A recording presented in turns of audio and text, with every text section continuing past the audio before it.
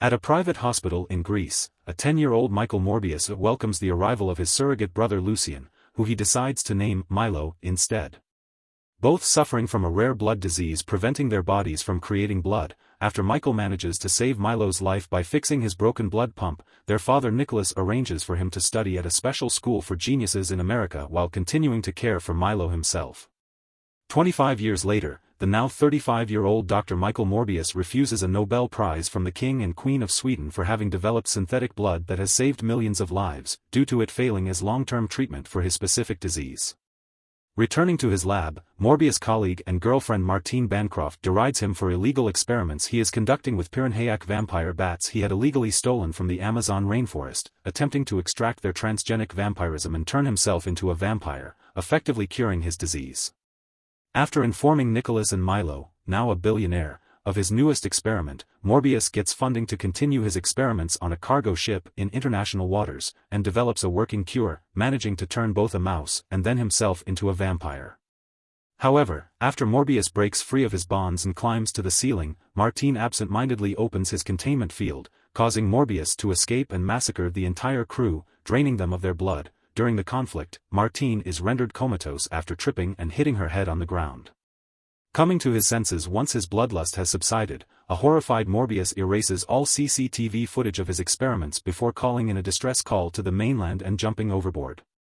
Returning to New York City, Morbius continues his experiments, subsiding on his synthetic blood until it begins to grow less potent, finding his original set of vampire bats view him as a bat, and that he now has superhuman, Olympian, strength and echolocation abilities.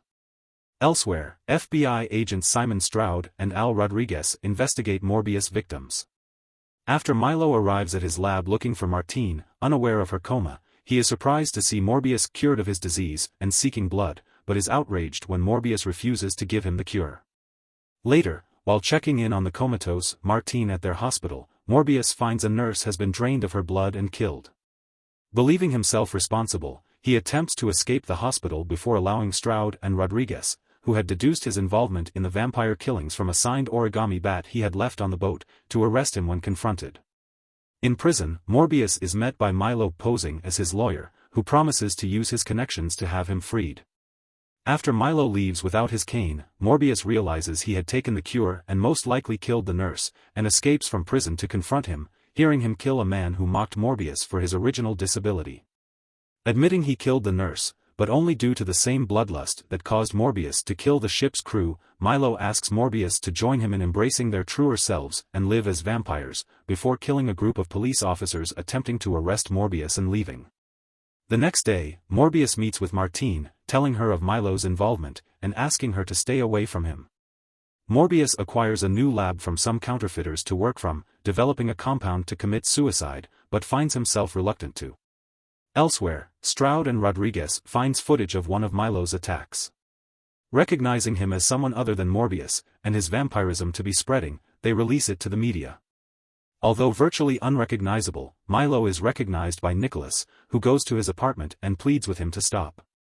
Deriding him for always treating Morbius as "daddy's favorite," Milo mortally wounds Nicholas and tells him to call Morbius. As Morbius responds to Nicholas' phone call and goes to his side, seeing him die, Milo makes his way to Martine and mortally wounds her.